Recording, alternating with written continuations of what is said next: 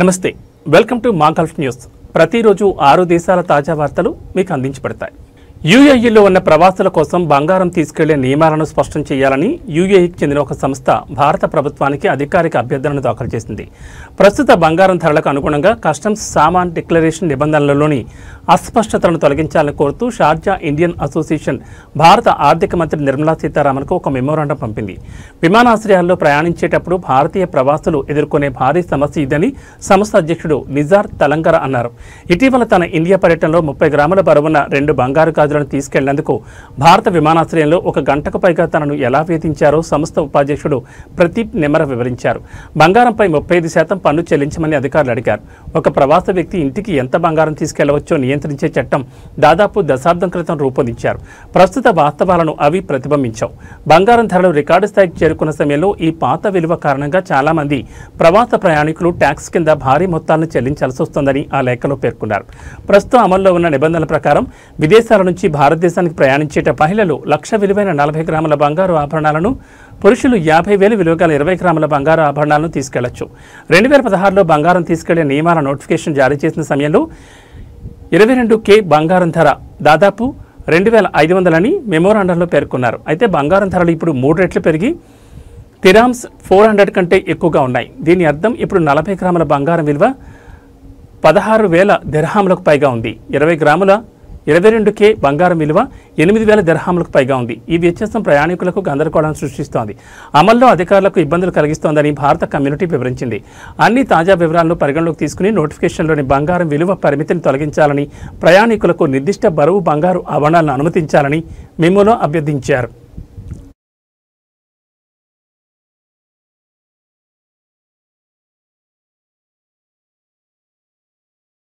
Kuwait భద్రతాపరమైన చర్యల్లో భాగంగా అగ్నిమాపక నివారణ నిబంధనలను పర్యవేక్షించడానికి కువైట్ ఫైర్ ఫోర్స్ ముబారకియా మార్కెట్లో విస్తృతంగా తనిఖీలు నిర్వహించింది ఈ సందర్భంగా భద్రతాపరమైన నిబంధనలను పాటించని 20 దుకాణాలు సంస్థలను మూసివేయించింది దీంతో పాటు భద్రతా ప్రమాణాలు పాటించిన 31 దుకాణాలు సంస్థలకు నోటీసులు అందజేసింది భద్రతాపరమైన చర్యల్లో భాగంగా దేశంలోని వివిధ మార్కెట్లు మరియు వాణిజ్య సముదాయాల్లో నిరంతరం తనిఖీలు అవగాహన సదస్సులు కొనసాగుతాయని కువైట్ ఫైర్ ఫోర్స్ స్పష్టం చేసింది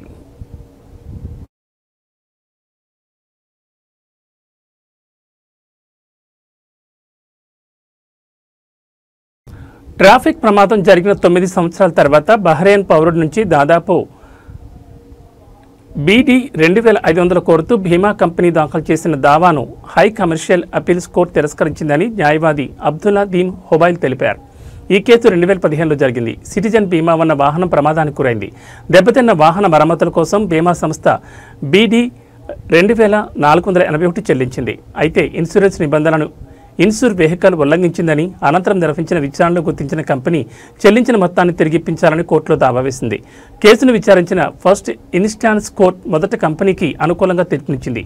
ఇన్సూర్ పర్సన్ పొందిన ఇన్సూరెన్స్ మొత్తాన్ని తిరిగి కంపెనీకి చెల్లించాలని ఆదేశించింది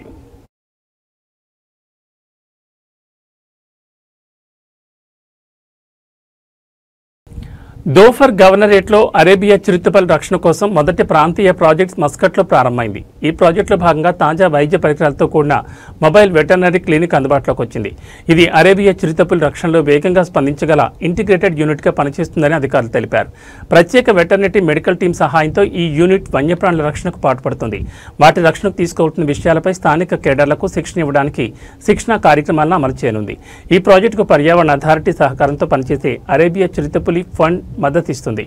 దోఫర్ గవర్నరేట్లోని కఠినమైన పర్వత భూభాగంలో వాటి సహజ ఆవాసాల మధ్య అరేబియా చిరుతపులికి అత్యవసర పశువైద్య సంరక్షణ అందించడానికి ఇది ప్రయత్నిస్తుందని అరేబియా ద్వీపకల్పంలో అంతరించిపోతున్న ఈ జాతికి మిగిలి ఉన్న చివరి ఆవాసాలలో ఇది ఒక్కటని అధికారులు వెల్లడించారు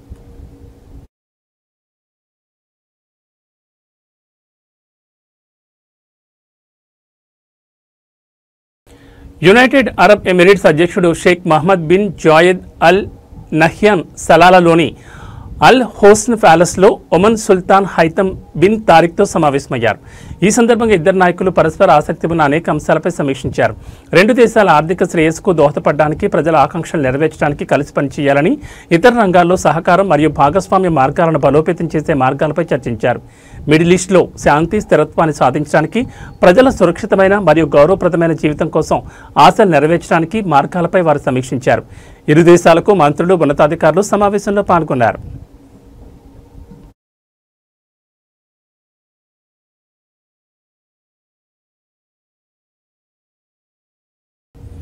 దోహా మరియు చుట్టుపక్కల ప్రాంతాల్లో నిర్వహణ పనులు నిర్వహించడానికి వీలుగా ఈ వారాంతం నుంచి పలు కీలక రోడ్లను మూసివేయనున్నట్లు ఖతార్ పబ్లిక్ వర్క్స్ అథారిటీ అష్కల్ ప్రకటించింది. వాహనదారులు ప్రత్యామ్నాయ మార్గాల్లో వెళ్లాలని సూచించారు. సల్వా నుండి వాడి ముషారేబ్ కూడలి వైపు వచ్చే జబుర్ బిన్ అహ్మద్ సర్కిల్ దగ్గర 2 లేన్లను సెప్టెంబర్ 12వ తేదీ తెల్లవారుజామున 2 గంటల నుంచి సెప్టెంబర్ 13 ఉదయం 7 గంటల వరకు మూసివేయబడుతుంది. లెస్ బైలాట్ ఇంటర్చేంజ్ నుంచి అల్ మార్ఖియా స్ట్రీట్లోని వనైజా ఇంటర్చేంజ్ వైపు వచ్చే సింగిల్ లేన్ మరియు ఎడమవైపు యూటర్న్ లేన్ సెప్టెంబర్ 12 ఉదయం 2 గంటల నుంచి సెప్టెంబర్ 13 ఉదయం 7 గంటల వరకు మూసివేయబడుతుంది. ట్రాఫిక్ను లెక్ఫైర్ ఇంటర్చేంజ్ వైపు మళ్లిస్తారు. మర్ఖియా ఇంటర్చేంజ్ నుండి టెలివిజన్ సర్కిల్ వైపు వెళ్లే ట్రాఫిక్ కోసం అల్ జామియా వీధిలోని 2 ఎడమ లేన్లను పూర్తిగా మూసివేస్తారు. సెప్టెంబర్ 13వ తేదీ రాత్రి 11 గంటల నుంచి సెప్టెంబర్ 18వ తేదీ ఉదయం 5 గంటల వరకు వాహనాలను దారి మళ్లిస్తారు. అల్ జామియా స్ట్రీట్లోని వాహనదారులు తమ గమ్యస్థానాలకు చేరుకోవడానికి సర్కిల్స్ వద్ద కుడి లేన్లను ఉపయోగించుకోవాలని అష్గల్ కోరింది. ఇక వాహనదారులు అధికారిక స్పీడ్ లిమిట్స్ను ఖచ్చితంగా రోడ్డుపై పెట్టే సిగ్నల్స్ను అనుసరించాలని, ట్రాఫిక్ సమస్యను అధిగమించేందుకు ప్రత్యామ్నాయ మార్గాలను ఉపయోగించాలని వాహనదారులను అష్కల్ కోరింది. ఇవి మా గల్ఫ్ న్యూస్ విశేషాలు. మరిన్ని విశేషాలతో మళ్ళీ కలుసుకుందాం. నమస్కారం.